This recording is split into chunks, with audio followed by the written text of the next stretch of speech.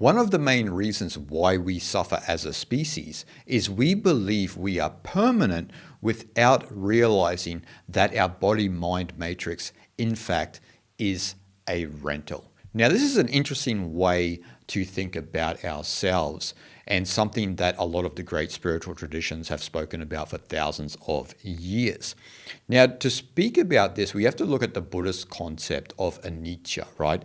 Impermanence. So the utter impermanence of any material thing that exists, right?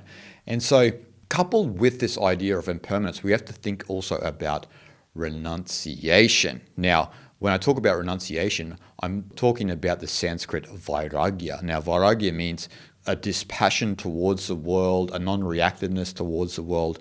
So we have to think about these two concepts coupled together when we're talking about this body-mind matrix being a rental. And a lot of people, unfortunately, as I mentioned, do believe in themselves as permanent, and a lot of our actions and our beliefs and this and that in the world come from this place of believing that we are permanent without realizing that actually we are impermanent. Even our beliefs are impermanent. Our ideologies are impermanent.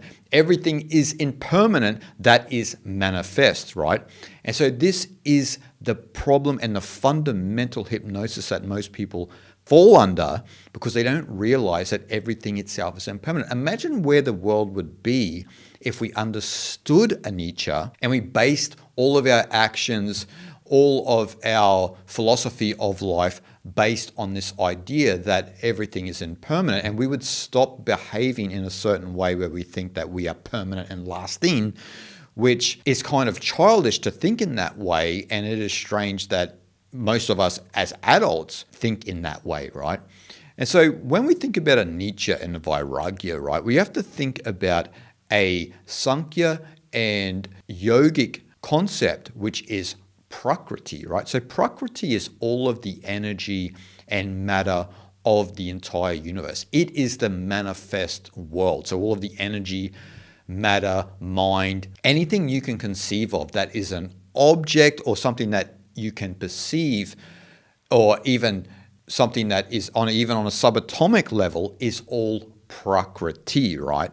And so in both Sankhya and Yoga, because they are dualistic philosophies, the opposite of Prakriti is Purusha. And Purusha is like this pristine, pure awareness that we have. It's the witness consciousness, which we could say is identical with the Vedic Atman, right, that we find in Vedanta, which is the undifferentiated state of consciousness. And actually, Vedanta does employ a lot of these Sankhya and yogic terms in its philosophy as well. You often do see Prakriti and Purusha in Vedantic philosophy.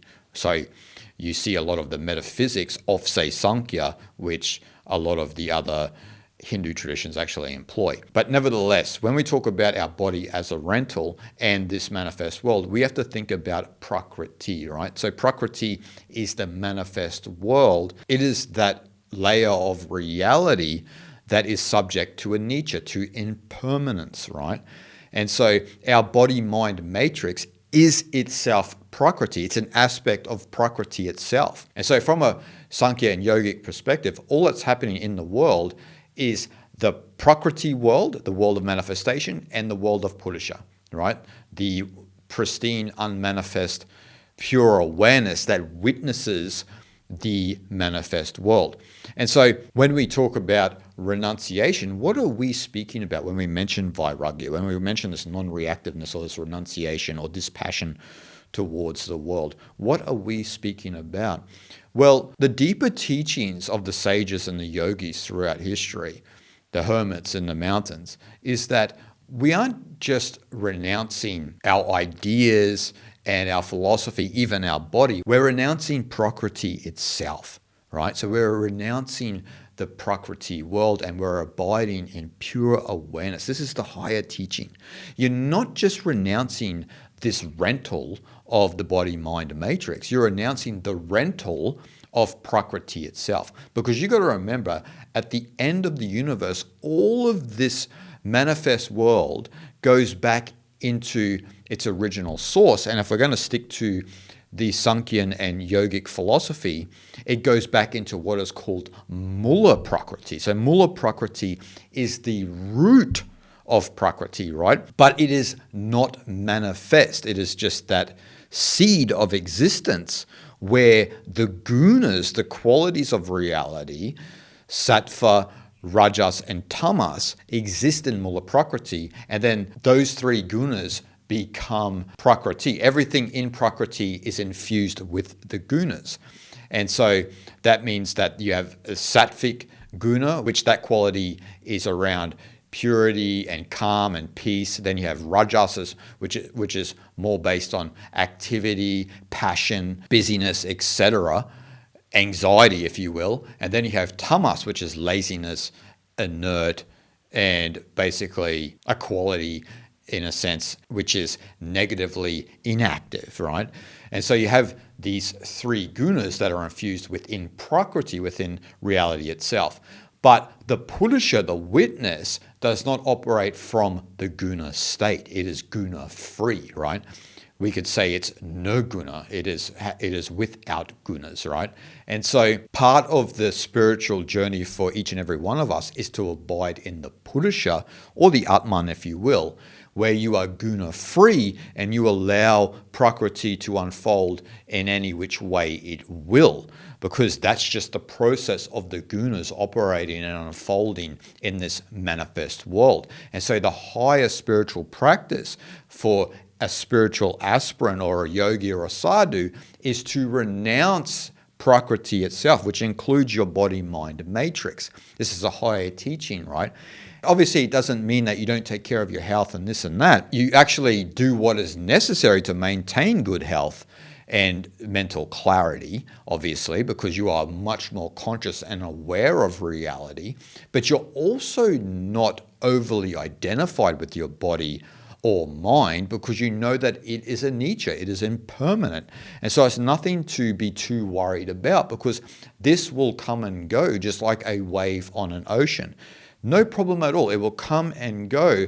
The whole part of the spiritual journey for each and every one of us is to abide in that Purusha and watch this process unfold, because your body and your mind is getting older day by day, and it will eventually merge back into the ocean, or merge back into, if we're going to use Sankhya metaphysics, merge back into Mula Prakriti, right? That seed. But the whole process of breaking that karmic cycle of coming back life after life is to abide in the Purusha, where all of your present life karma and past life karma don't weigh you down, because you haven't identified with your body-mind matrix anymore, right? You know that it is purely impermanent, and you've stopped playing this game of believing that you are permanent and building these walls around yourself and trying to protect your beliefs and protect your being and protect your identity, in air quotes. But it's all a facade. It's all a scam, right? When you operate from Purusha, you realize this scam, right? You realize the scam of the permanence of the body-mind matrix, and you continue to abide in Purusha throughout your life. And because you abide as that, and you don't have all of these walls and all of these prejudices and all of this ideology, you experience true bhoga, true enjoyment. And so you can enjoy what life has to offer, but you're not attached to it, right? You can enjoy the sweet nectar of life, the sweet fruits of life, the connections you have with people. You might enjoy eating pizza. You might enjoy connecting with people in a group, or you might enjoy long strolls in nature, whatever it may be. This is bhoga, right? This is divine enjoyment that you have when you detach from the body-mind matrix. But that requires us to understand anicca, impermanence, through the practice of vairagya. And so, as I said, vairagya is that process of worldly dispassion and non-reactiveness. There's nothing in the world that evokes a reaction out of you, because you are completely in a state of dispassion where you have overcome worldliness. Now, what enhances this is a clear discernment between what is real and what is not. This is what viveka is. Viveka is the discrimination or the discernment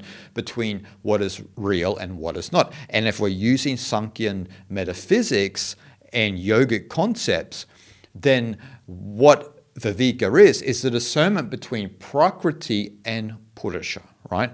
So you discern that Prakriti is just all of this manifest world latent with gunas that is unfolding in its own way and is, in a sense, illusory because it is a covering of the real reality that is Purusha, the pure awareness, the awareness that can see what is real and what is not. And so you're in this state of Viveka where you can discriminate between Prakriti and Purusha. It's not to say that Prakriti isn't real per se, but the idea that we live in this dualistic world that is all separate from each other is fundamentally an illusion, because all that's playing out here from the Sankhyan perspective is Prakriti and Purusha. So there's just Prakriti and there's just Purusha, but we think there are different aspects of Prakriti, but there aren't.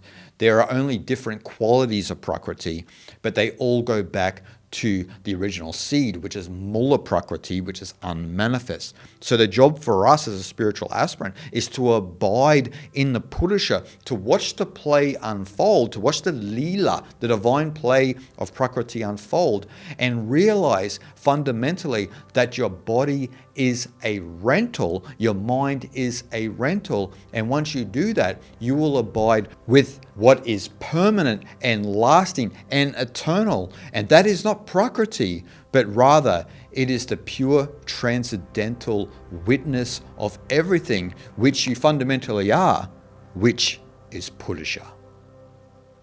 Shanti, Shanti, Shanti.